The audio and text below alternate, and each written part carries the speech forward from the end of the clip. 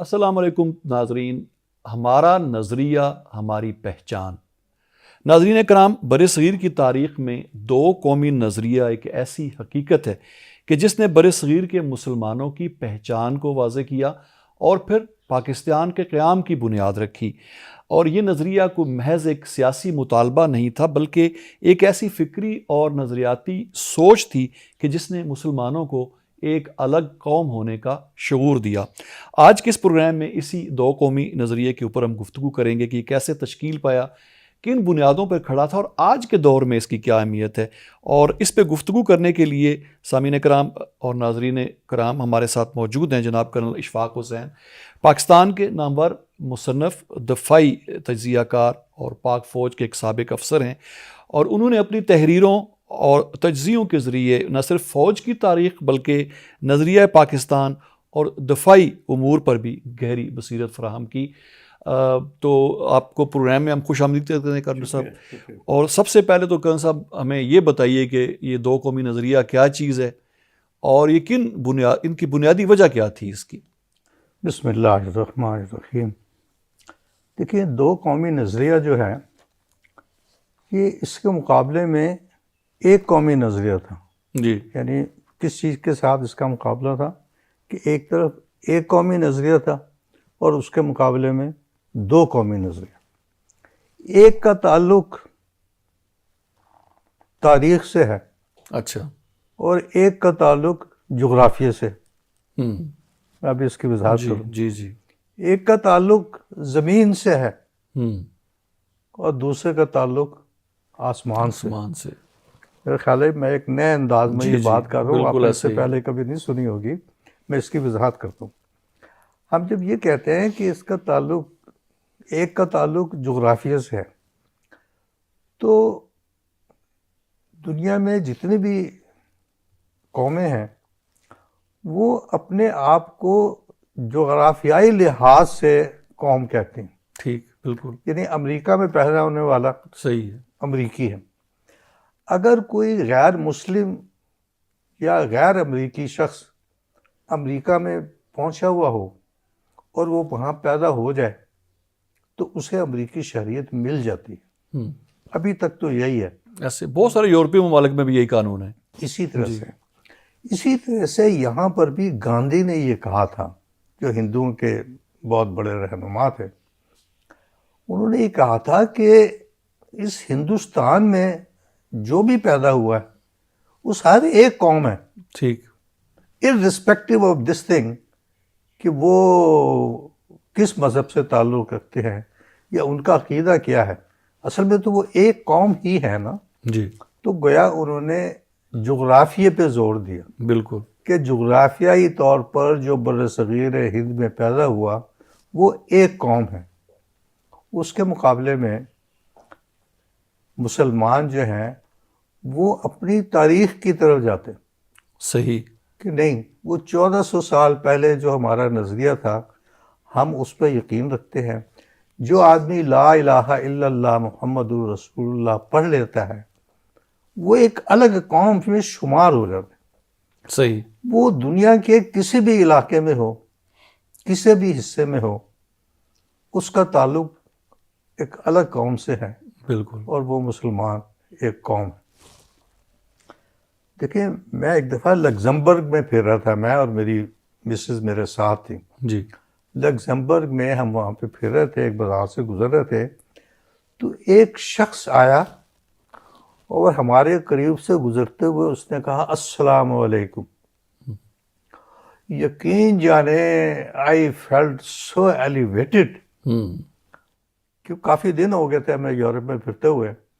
بڑی دیر کے بعد وہ ہم نے السلام علیکم سنا، وہ کہہ کے بس چلا گیا، لیکن میرے اوپر ایک ایسی کیفیت طاری ہوئی کہ ہمیں پتہ چلا کہ دیکھیں یہ جو بندہ گزر کے گیا ہے یہ اور ہم ایک قوم، بالکل، یہ پتہ نہیں کہاں سے آیا ہے اور کس جگہ کیا پہ ہے۔ زبان بولتا ہے۔ تو وہ میں جو بات کر رہا تھا کہ ایک کا تعلق جغرافیہ سے ہے، ایک کا تعلق تاریخ سے۔ دوسری بات میں نے کی کہ ایک کا تعلق زمین سے ہے اور ایک کا تعلق آسمان سے۔ زمین کا مطلب یہ ہے کہ جو جس زمین میں پیدا ہوا وہ ایک قوم ہے. صحیح. کچھ لوگ یہ دعویٰ کرتے ہیں، لیکن مسلمانوں کا دعویٰ یہ ہے کہ نہیں، ہم وہ جو آسمان سے آئی ہوئی ہدایت ہے ہم اس پہ یقین رکھتے ہیں، اس کو سچا مانتے ہیں. تو گویا وہ جو آسمان سے آنے والی ہدایت ہے اس پر ایمان لانے والے سارے کے سارے ایک الگ قوم. صحیح. تو یہ تو ہو گیا اس بات کا تعلق کہ میں نے کہا تھا کہ ایک کا تعلق تاریخ سے ہے، ایک کا جغرافیہ سے، ایک کا تعلق زمین سے ہے، ایک کا دوسرے کا آسمان سے. تو آن گراؤنڈ کیا ہوا تھا کہ یہ مطلب مہاتما گاندھی نے یہ بات کہی تھی اور بعد میں ہندو رہنماؤں نے بھی یہ بات دہرائی کہ جو ہندوستان میں پیدا ہوا وہ سارے ایک قوم ہے. لیکن مسلمانوں نے اس کے مقابلے میں کہا کہ نہیں، جیسے بعد میں قائد اعظم نے کہا تھا کہ یہ دو قومی نظریہ تو اس وقت پیدا ہو گیا تھا جب بر صغیر میں کسی پہلے آدمی نے کلمہ پڑھا، قبول کیا. صحیح. اسلام قبول کیا تھا. اس وقت سے ایک دوسری قوم پیدا ہو گئی تھی اور ابھی تک یہ دوسری قوم چلی آ رہی ہے. ایسے ہی. اچھا سر، یہ بتائیے کہ سر سید احمد خان نے دو قومی نظریے کو کیسے بیان کیا اور اس کے فروغ میں ان کا کیا کردار تھا؟ لیکن سر سید احمد خان، کیونکہ ہماری نظر میں سر سید کا جو ہم نے پڑھا یا ہمارا جتنا نالج ہے کہ ٹھیک انہوں نے ایک انڈرسٹینڈنگ پیدا کرنے کی کوشش کی مسلمانوں اور انگریزوں کے درمیان، کیونکہ ہندو جو ہے وہ زیادہ دیکھیے وہ تو اپنی ایک جگہ ہے جی کہ 1857 میں اصل میں ہوا یہ ہے کہ مطلب ہے کہ اس کا کانسیپٹ مختلف ہے. ہم اسے جنگ آزادی کی آخری جد و جہد قرار دیتے ہیں، صحیح، جبکہ انگریز جو ہے وہ اس کو میوٹنی کہتے ہیں. وہ اسے غدر کے نام سے پکارتے ہیں کہ میوٹنی تھی یہ ساری. تو ہوا یہ تھا کہ بہادر شاہ ظفر جو ہے وہ مطلب ہے کہ 1837 میں بادشاہ بنے تھے جی، اور ان کو بنے ہوئے بیچارے کو 20 سال بادشاہ بنے ہوئے تھے. تو جب یہ شروع ہوئی تو ظاہر ہے کہ انہوں نے جو بھی ان کی عمر تھی اس کے لحاظ سے وہ جو کچھ بھی کر سکتے تھے انہوں نے اس کی بری بھلی قیادت کی. تو اسی لیے انگریزوں نے یہ سمجھا کہ ہمارے خلاف زیادہ تر، اگرچہ اس میں ہندو بھی شامل تھے لیکن مسلمانوں کا کردار زیادہ تھا، تو اس لیے مسلمان جو ہے وہ ان کے زیر عتاب آ گئے. اور دوسرے انہیں اس بات کا احساس تھا کہ ہمارے آنے سے پہلے یہاں پر مسلمانوں کی حکومت تھی. صحیح.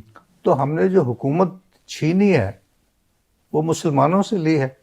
ہندوؤں کے تو خالی آقا چینج ہوئے تھے نا، پہلے مسلمان تھے پھر گورے ہو گئے، تو ان کی سچویشن تو سیم تھی. تو اس لیے انہیں یہ بات اندازہ تھا کہ ہم نے چونکہ مسلمانوں سے حکومت لی ہے اس لیے یہ ہی ہمارے خلاف ہوں گے. جی. تو اس لیے وہ مسلمانوں کو دباتے بھی تھے اور ان کو بری طرح سے کرش کرنے کی کوشش کرتے تھے. تو سر سید نے سب سے پہلا کام تو یہ کیا کہ انہوں نے ایک رسالہ لکھا، رسالہ اسباب بغاوت ہند، جی، جو انہوں نے انگریزی میں لکھا تھا، دی کازز آف ریولٹ ان 1857. جی. اور یہ عجیب بات یہ ہے کہ یہ رسالہ چھپا نہیں تھا، شائع نہیں ہوا تھا. انہوں نے اس کی کاپیاں بنوا کے اور جو برٹش پارلیمنٹ تھی ان کے افراد کو وہاں روانہ کی تھی. اچھا. اور یہاں پر جو ان کے حکمران تھے ان کو یہ دی تھی تاکہ ان کو یہ بات کا احساس ہو کہ ہم عام آدمیوں میں انگریزوں کے خلاف کوئی نفرت نہیں پیدا کر رہے، بلکہ یہ بتانے کی کوشش کر رہے ہیں، یہ سمجھانے کی کوشش کر رہے ہیں کہ یہ انگریز اس میں برابر کے ذمہ دار ہیں کہ ان کے رویہ کی وجہ سے جو یہ ریولٹ ہے نا یہ زیادہ ہوا اور اس کی وجہ سے لوگ بغاوت کے اوپر اتر آئے. تو انہی دنوں کی بات یہ ہے کہ اس وقت سر سید احمد خان جو تھے نا وہ کسی جگہ پر جج تھے. اچھا. اور وہاں پر کچھ انگریز خواتین تھیں جن کی جانیں انہوں نے بچائی تھیں. اچھا. اس کی وجہ سے انہوں نے انہیں سر کا خطاب دیا تھا. یعنی چونکہ انہوں نے انگریز خواتین کی جانیں بچائی تھیں اس لیے سر سید کے لیے انگریزوں کے دلوں میں ایک سافٹ نرم گوشہ تھا. نرم گوشہ. جی.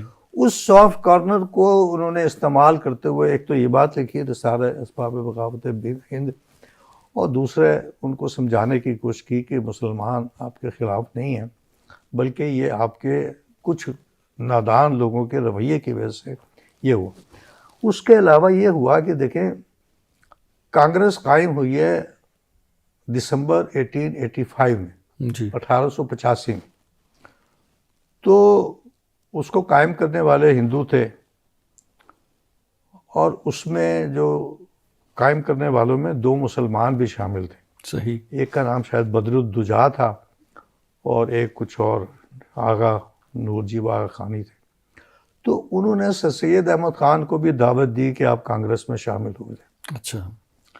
آپ نہ صرف کانگریس میں شامل نہیں ہوئے، بلکہ انہیں دوسرے مسلمانوں کو بھی کہا کہ آپ نے کانگریس میں شامل نہیں ہونا۔ اچھا۔ اس کے بعد ان کی جتنی بھی سرگرمیاں ہیں وہ ساری کی ساری ہندوستانیوں کے لیے نہیں تھیں، مسلمانوں کے لیے تھیں۔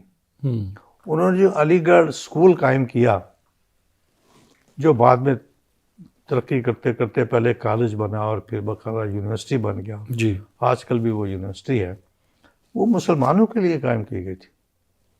اس کے علاوہ انہوں نے ایک محمدن ایجوکیشن کانفرنس قائم کی تھی، جی جس کی جگہ جگہ جو ہے وہ جلسے ہوتے تھے، کانفرنسز منعقد ہوتی تھی، اور وہ لوگوں کو پکڑ پکڑ کے لوگوں سے التجا کرتے تھے کہ اپنے بچوں کو پڑھنے کے لیے بھیجو۔ وہ جو آج کل رفاع یونیورسٹی نے ایک پروگرام شروع کیا وہ میں نے پاکستان بنتے دیکھا، جی اس میں ایک سید سلمان ندوی ہے، سید سلمان ندوی، جی جو سید سلیمان ندوی کے بیٹے ہیں، سلمان ندوی۔ جی انہوں نے ایک بڑی اچھی بات اس میں کہی۔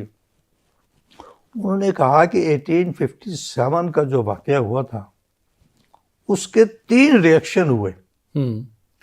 پہلا ریئیکشن جو تھا وہ سر سید خان کی جو کوششیں تھی ان کی شکل میں برآمد ہو۔ ان کا کہنا یہ تھا کہ ابھی تو ہم نے سب کچھ کھو دیا ہے، تو ابھی بہتر یہ ہے کہ جو حکمران ہیں ان کی زبان سمجھو، ان کے طور طریقے اپناؤ، تاکہ ہم ان کے ساتھ گھل مل کے اپنے حقوق حاصل کر سکیں۔ یہ ایک ریئیکشن تھا، اور انہوں نے کہا کہ پڑھے لکھو، پڑھائی کی طرف بھی زور دیا۔ جی اب اس پڑھائی میں انہوں نے یہ کیا کہ انہوں نے زیادہ تر تو جدید مضامین رکھے، اس کے ساتھ انہوں نے اسلامک اسٹڈیز بھی رکھی تھی، لیکن ہوا یہ کہ وہ اسلامک اسٹڈیز کے جو مضامین تھے وہ دب گئے، اور وہ جو جدید تعلیم تھی وہ زیادہ سامنے آ گئے۔ دوسرا رد عمل جو ہے وہ دارالعلوم دیوبند کی شکل میں صحیح سامنے آیا، کہ مسلمان علماء نے یہ سوچا کہ ابھی تو اس بات کی ضرورت ہے کہ ہم اپنے دین کو بچانے کی خاطر اپنے بچوں کو ایک 4 دیواری میں قید کریں اور ان کو قرآن صحیح اور سنت کی صرف تعلیم دیں، دیگر مذاہب کے انفلوئنس سے بچائیں انہیں، انفلوئنس سے بچانے کے لیے۔ اور جو تیسرا رد عمل تھا وہ ندوۃ العلماء کی شکل میں سامنے آیا۔ صحیح یہ بھی علماء نے قائم کیا تھا، اور وہ یہ کرتے تھے کہ سیرت اور تفسیر کے ساتھ ساتھ وہ انگریزی اور میتھمیٹکس اور اس طرح سے نیچرل سائنسز بھی پڑھایا کرتے تھے۔ تو یہ 3 رد عمل سامنے آئے، جس میں سر سید احمد خان جو ہیں وہ زیادہ واضح طور پر سامنے آتے ہیں جو کچھ انہوں نے۔ اچھا سر، اس میں پھر یہ علامہ اقبال کا جو خطبہ الہ آباد تھا 1930 میں، اس میں 2 قومی نظریے کی پھر کیا وضاحت کی گئی؟ یہ جو الہ آباد کا خطبہ علامہ اقبال نے ڈلیور کیا ہے، اس کی ٹائمنگ بہت اہم ہے۔ یہ 1930 میں ہوا ہے، جی تو انہوں نے یہ خطاب جو ہے 1930 میں کیا، جی اور اس خطبے میں انہوں نے کہا کہ میری نظریں بر صغیر کے شمال مغرب میں مسلمانوں کی ایک الگ ریاست دیکھ رہی ہیں، جو کہ بلوچستان، سندھ، پنجاب اور صوبہ سرحد پر مشتمل ہوگی۔ اس میں بنگال کا ذکر نہیں تھا۔ اچھا انہوں نے کہا تھا کہ بر صغیر کے شمال مغرب میں میری آنکھیں مسلمانوں کی ایک الگ ریاست دیکھ رہی. اندازہ لگائیں کہ اس وقت تک مسلمانوں نے مطالبہ کیے ہی نہیں تھا.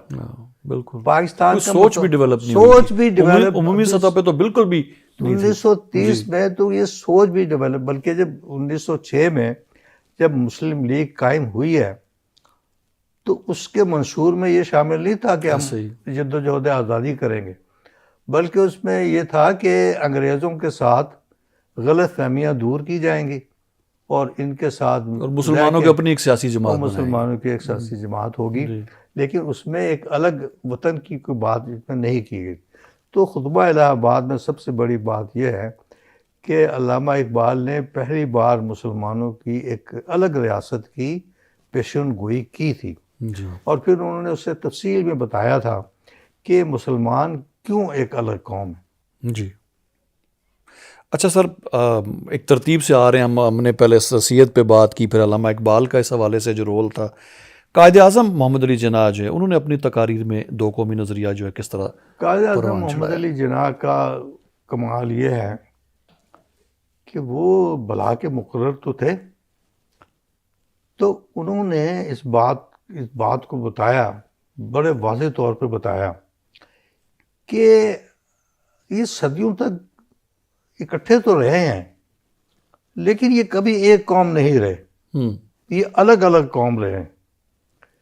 ان کی باہمی شادیاں نہیں ہو سکتی, یہ باہم بیٹھ کے کھانا نہیں کھا سکتے, یہ کسی ایک جگہ بیٹھ کے اکٹھی عبادت نہیں کر سکتے.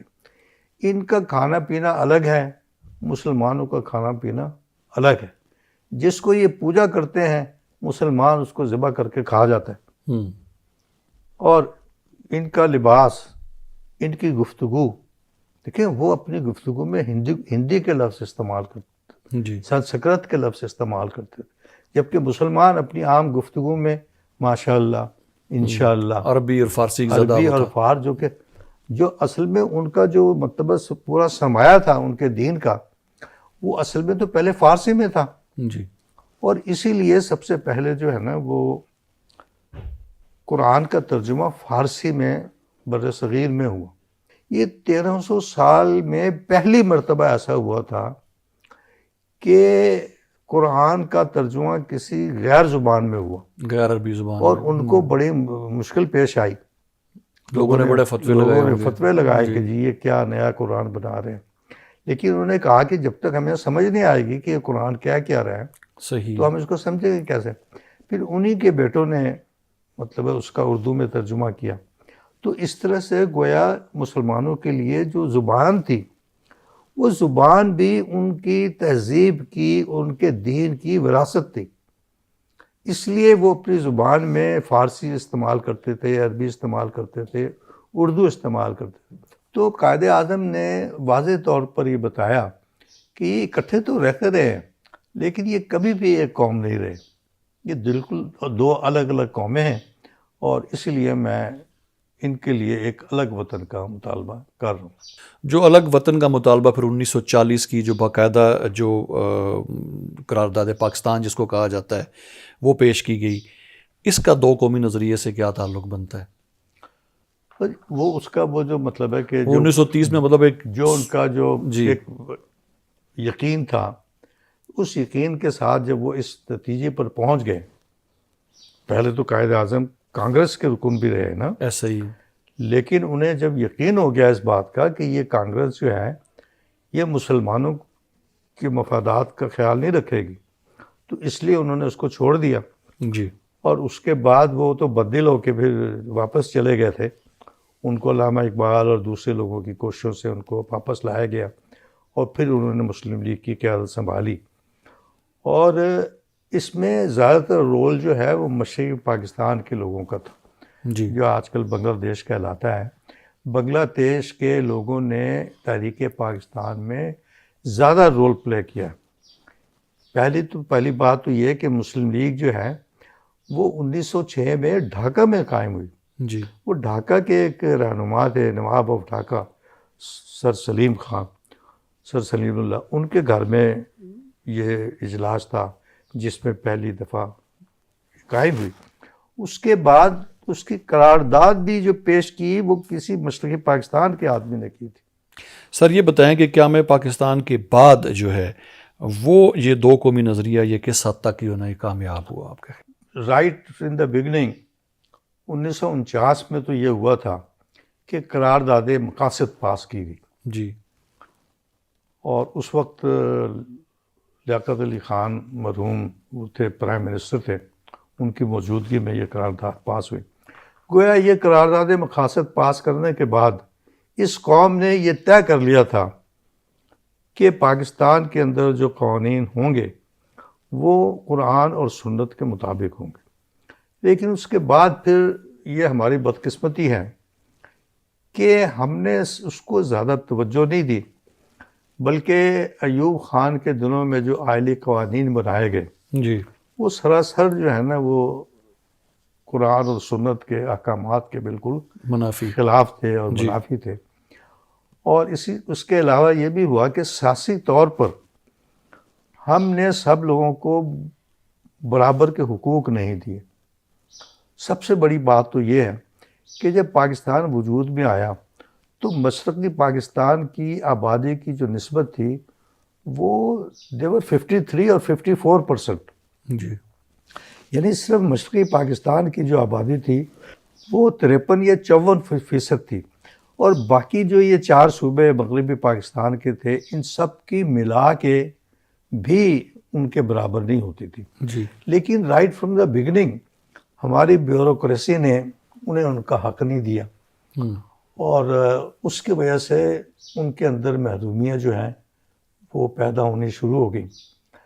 بلکہ پہلے جب کراچی میں، پہلے تو قومی اسمبلی کراچی میں تھی، کراچی میں جب پہلا اجلاس ہوا تو اس میں کسی مشرقی پاکستان کے آدمی نے یہ تجویز پیش کی کہ جی ایک اجلاس قومی اسمبلی کا مغربی پاکستان میں ہونا چاہیے اور ایک اجلاس جو ہے وہ مشرقی پاکستان میں ہونا چاہیے۔ یعنی رائٹ فرام دا بگننگ ان کو اس بات کا احساس تھا، اس نے یہ تجویز پیش کی، لیکن اس تجویز کی بڑی سخت مخالفت کی گئی اور اس کو مسترد کر دیا گیا۔ اسی طرح سے اس کے بعد جب مشرقی پاکستان کا نام پہلے مشرقی بنگال تھا، جی، اس کا قومی اسمبلی کے اجلاس میں یہ فیصلہ ہوا کہ اس کا نام آئندہ سے مشرقی پاکستان ہوگا۔ تو یہ شیخ مجیب الرحمان اس وقت رکن تھا اسمبلی کا، اس نے یہ تجویز پیش کی ہے کہ جس صوبے کا نام بدلنے لگے ہو اس صوبے کی کو تو پوچھ لو، اس صوبے کی بھی تو رائے لے لو۔ دیکھیں یہ ساری باتیں ایسی تھی جو کہ بالکل مناسب باتیں تھیں، صحیح، لیکن ہم نے اس کو بری طرح سے مسترد کر دیا، اور اسی طرح سے بعد میں بھی پھر جب انہوں نے کہا کہ اس طرح سے کرتے ہیں کہ یہ جو ہم فارن ایکسچینج کماتے ہیں اس کا الگ الگ حساب رکھا کریں۔ زیادہ تر فارن ایکسچینج تو مشرقی پاکستان کماتا تھا، جی، جو ایکسپورٹ کرنے والی چیز تھی، برآمدات کرنے والی چیزیں تھی، وہ تو مشرقی پاکستان میں تھی، پرسن تھا، چاول تھا، تو ہمارے پاس تو کوئی باہر بیچنے کے لیے کوئی چیزیں نہیں تھی۔ تو انہوں نے یہ کہا تھا کہ اس کا جو ایکسپورٹ ہوتی ہے اس کا حساب رکھیں، اور جس کا جتنی انکم ہوتی ہے اس انکم کو اسی میں صوبے میں خرچ کیا جائے۔ ہم نے اس کی یہ بات بھی نہیں مانی۔ تو میرا مطلب ہے کہ ہم نے صرف نظریے پہ زور رکھا، لیکن اس کی باقی جو امپلیکیشنز تھی نا ان پر دھیان مطلب نہیں۔ یہ فلا رہا، تو اسی لیے جو ہے نا جب بنگلہ دیش کا قیام عمل میں آیا تو اس وقت کی بھارتی حکمران کا کہنا تھا کہ آج ہم نے دو قومی نظریے کو خلیج بنگال میں غرق کر دیا ہے۔ بہرحال دو قومی نظریے کے حوالے سے سر یہ بتائیں نا کہ ابھی جب بھارت میں آج کل جو مسلمانوں کی پوزیشن ہے اس کے تناظر میں کیا یہ ایک درست فیصلہ لگتا ہے دو قومی نظریے کی جو بنیاد بنی کہ واقعی میں یہ بڑا ضروری تھا؟ ٹھیک ہے وہ بنگلہ دیش والا ایک ایلیمنٹ بیچ میں وہ اس کی امپلیکیشن نہ ہونے کی وجہ سے بنگلہ دیش میں بھی ابھی کیا ہوا پچھلے سال کہ وہاں کے مسلمان کے جو طلبہ تھے انہوں نے ایک زبردست قسم کی تحریک چلائی، اور وہ حکومت جو کہ بھارت کی پٹھو حکومت تھی اور ہر بات میں وہ بھارت کی بات مانتے تھے، انہوں نے اس حکومت کو بالکل ریجیکٹ کر دیا، مسترد کر دیا، اور وہاں پر وہی انہوں نے وہ مطلب اس نظریے کو جس کو یہ کہتے ہیں کہ جی ہم نے اس کو غرق کر ڈبو دیا دیا ہے، تو پھر سے زندہ وہ کیا دوبارہ سے انہوں نے زندہ کیا. بالکل. تو گویا مسلمانوں کا یہ جو احساس ہے کہ ہم الگ قوم ہیں، تو اسی طرح سے یعنی مسلمان چاہے کہیں بھی ہو، وہ جب اس کے دل میں یہ لا الہ الا اللہ محمد الرسول اللہ بیٹھ جاتی ہے بات، تو وہ پھر باقی رہتی ہے.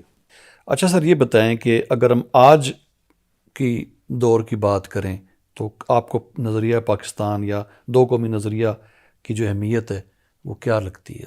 دیکھیں بات تو یہ ہے کہ یہ اس کی اہمیت سے تو کوئی انکار نہیں کر سکتا. یہ تو ہماری بنیاد ہے، یہ ہمارا بنیادی عقیدہ ہے. تو اس کے لیے ضروری ہے کہ ہم ساری اپنی کوششیں جو ہیں وہ اس طرح رکھیں. ہمارا جو تعلیمی نظام ہے وہ بھی ایسا ہونا چاہیے کہ وہ جو مسلمانوں کو صحیح معنوں میں مسلمان بنائے، اور تعلیم ایسی ہونی چاہیے کہ وہ چاہے بھلا سے ڈاکٹر ہو لیکن اس کو پہلے مسلمان ہونا چاہیے. وہ بھلے سے جغرافیہ دان ہو لیکن پہلے مسلمان ہو.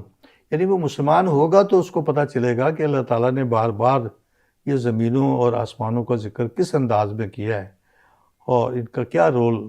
وہ ہر چیز جو ہے یہ توحید کی طرف اشارہ کرتی ہے.